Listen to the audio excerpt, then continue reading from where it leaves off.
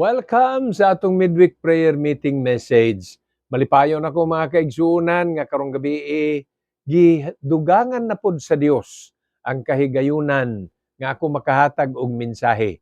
Base gihapon kini gikan sa atong church covenant ug ang katuyuan niini ma-refresh sa atong pangunahuna ang importansya sa pagtuman sa atong pakigsaad ngadto sa atong Ginoo. Ang tao kinahanglan gyud baya niya nga iyang i-renew ang iyang mga panaad. Kaysa daghang mga kasaypanan, daghang mga kakulangan, ang Dios mohatag magyud siya og tsansa. So allow me, my friends, my brethren, that the message will give us a good reminder on how to be a good follower of the Lord Jesus Christ. Nahuman na nato ang bahin may tungod sa atong pamilya. Nahuman na nato ang kabahin may tungod sa pagpakitag kabag-uhan sa atong kaugalingon nga kinabuhi ngadto sa uban. Karon maghisgot ta og kanang dili maayong mga binuhatan, tawgon natong bisyo. Dili ta angay nga musuod diha. Kung ang inyong una-una ang bisyo, vice, kung inyong una-una diha mauning mga panigarilyo, pag-inom, yes, kaapil ka na sa ato nga paghisgutan. Sugal, bisyo gihapon. Gaapil na diha, bisan pa kining vaping, this is also not good. Bisan ang atong Department of Health, do na nay warning against vaping. Muna nga di ninyo na angay pagasudlan, kay kana adunay ikadaot sa inyohang panglawas. Isgutan nato bisan ang mga pagsud og illegal drugs nga di gyud na maayo sangan nga illegal na. Of course ang tuyo niya na mailan lang nato nga adunay mga drugs, prescription drugs. Pero ang illegal drugs mao na ang angay pagalikayan sa Kristohanon. Magabasa ako karon gikan sa atong church covenant. To abstain from the sale of and use of intoxicating drinks as a beverage, and to be zealous in our efforts to advance the kingdom of our Savior. Atong isgutan din ni karon ang epekto sa ilimnong makahubog. Ang balaang kasulatan, Old Testament hangtod sa New Testament, daghan og pagpanudlo batok sa paggamit niini. Sabton nato hinuon mga kaigsuonan nga ang bino kabahin sa selebrasyon nga ginahimo bisan sa mga Hebrewanon kaniadto. Where there is drinking, ang ilan to, may kalipayan na diya, may selebrasyon na diya. Nanubra ang uban. Don't forget, that is culture. It is not that God commands. Pero kabahin silang kultura, mao na, dili ni liquor ha. This is wine. Unya, ibawaan nato, nga kung magisgot ta niya na, fermented grape kana. Muna na sila ginatawag nga kaniadto nay lugar diin ila gyud na nga i-ferment, ila na nga iproseso ang ubas. Unya kana nga ilimnon ginagamit di lang sa selebrasyon apan usa ka dakong gamit tambal. Inga na. Ang liquor kaning distilled karon, fermented to, distilled kini karon, ang tuyo niya na dili tambal.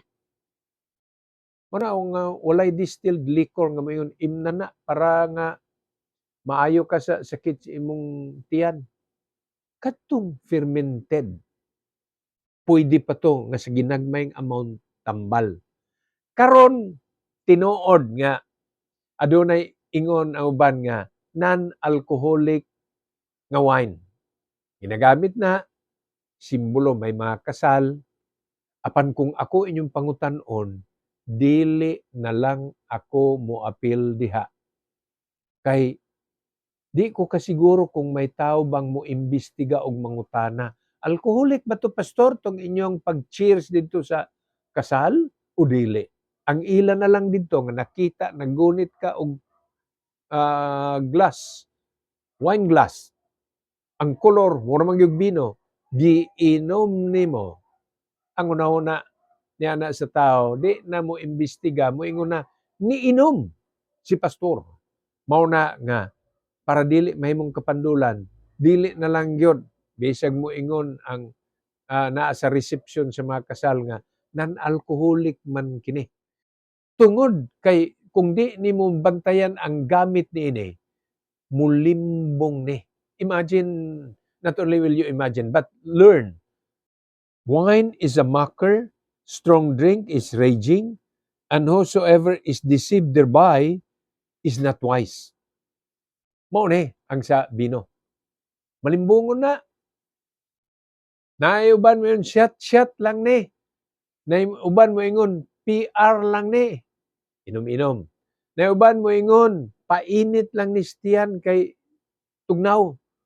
Pero wa man na gina-endorse sa balaang kasulatan nga mo na himuon nato nga mo inom og distilled liquor para shot PR painit lang sa tiyan.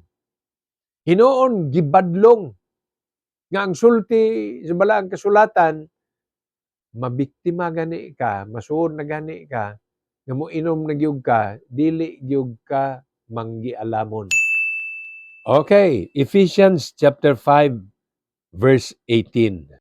And be not drunk with wine wherein is excess, but be filled with the Holy Spirit.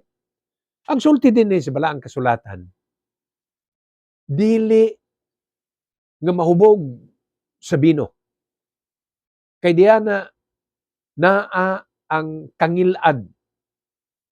Be not drunk with wine wherein is excess.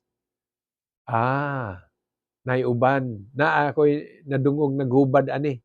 Dili ka mag-inom og sobra-sobra kanang excess. Di na mao igsoon. Di na mao higala. Ang sulti dinhi dili magpahubog sa bino. Diha niya na adunay kangil-an.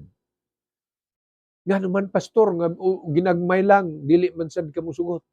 Naa na ko'y mga nakita kaniadto ginagmay lang dili pala inom. Apan sa ngadto-ngadto nga ginagmay niabot nga nahimo gyung pala inom.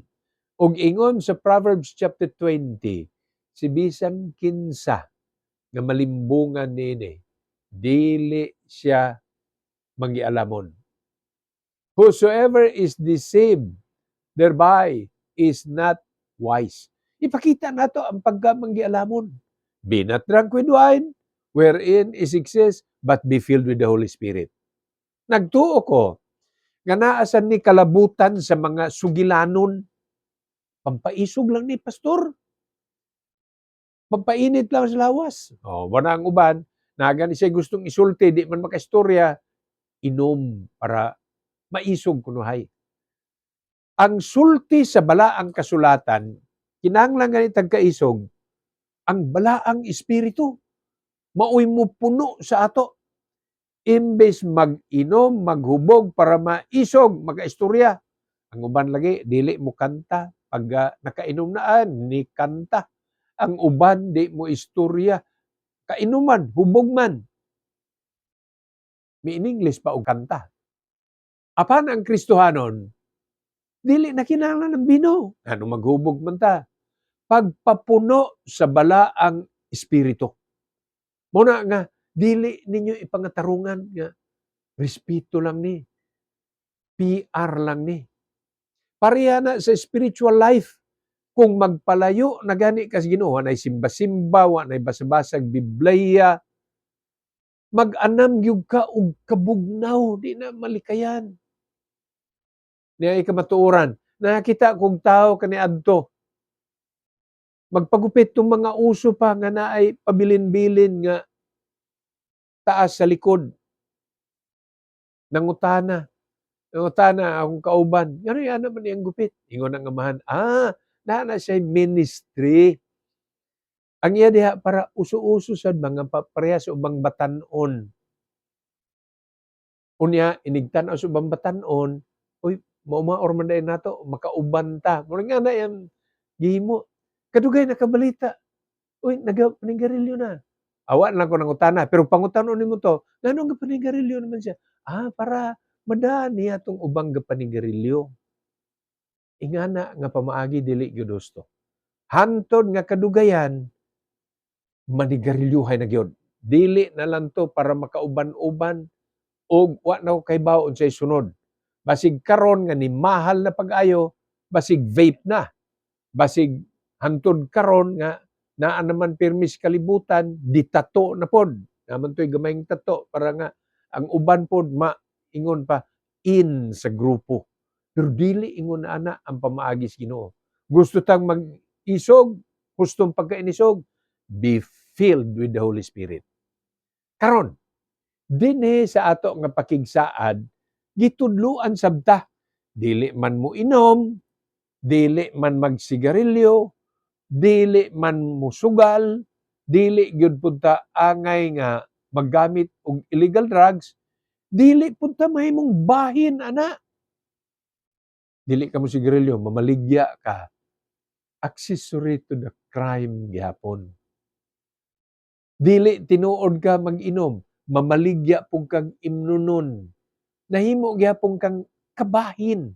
Mao na igsuon, i-check nato bisan mga negosyo kung naay mga sari-sari store, naamoy mga tindahan, unya masudlan pa diha kani pastor kay kusog maning halin.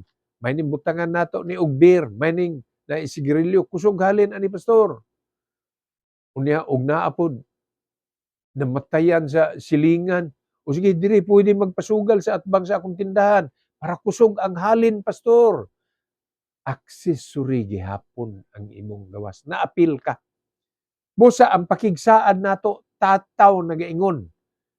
Bisan og dili ka mo gamit, do not engage in selling cigarettes, intoxicating liquor, kay kini makahimo sa imo kabahin kon accessory. Ang maayo niini nga padayon nga maalagaron sa Ginoo. Dunay pamaagi ang Ginoo nga mo-supply sa atong kinahanglanon. Ayaw lang gyud suod sa dili maayo nga klaseng negosyo. Nga moingon ta kusog man gud ni. Ang sigarilyo magpares man gyud na imnonon, pero deadly po na nga kombinasyon. Para sa tao, mo inom na, mo sigarilyo, fatal pod ang mahimong resulta ni ana. Busa, paminaw ka mo mga kahigalaan, paminaw ka mo mga kaigsuunan. Templo sa balaang espiritu ang lawas sa Kristohanon. Dili nato ni dauton pinaagi sa mga bisyo. Inom, sigarilyo, illegal nga drugs, dili mayo. Di po nato himuon nga ang unsa may naa nato mahimong kabahin sa pag-promote ni ana. Busa ang pagbaligya, ayaw. Di nato himo ang lugar, ang atong lugar, diha po noon magsinugal ang uban. May ni pastor, butangan ako ng table dre para kung dre sila magtungits, kusog ang halin sa akong sari-sari store. Ayaw gyapon. Dili gyapon maayo. Kung gusto ta nga naa gyud ta activity, gusto man ka nga mahimong masibuton, makugihon ba? Be zealous in advancing the gospel. Acts chapter 8 verse 4. Therefore they that were scattered abroad went everywhere preaching the word. Ang mga Kristohano ni adtong unang panahon, gisakit sila. They were persecuted. Nakatag sila. Gikan sa Jerusalem, ang uban nangadto sa ubang mga lugar, kasikbit, ang uban palayo na gyud. Apan ang maayon lang gibuhat, padayon nga giwali ang maayong balita. Ingon na sabta mga kaigsuunan. Matabo man nga naa ta sa lugar, di man ta kawali sa tanang lugar atong adtuan.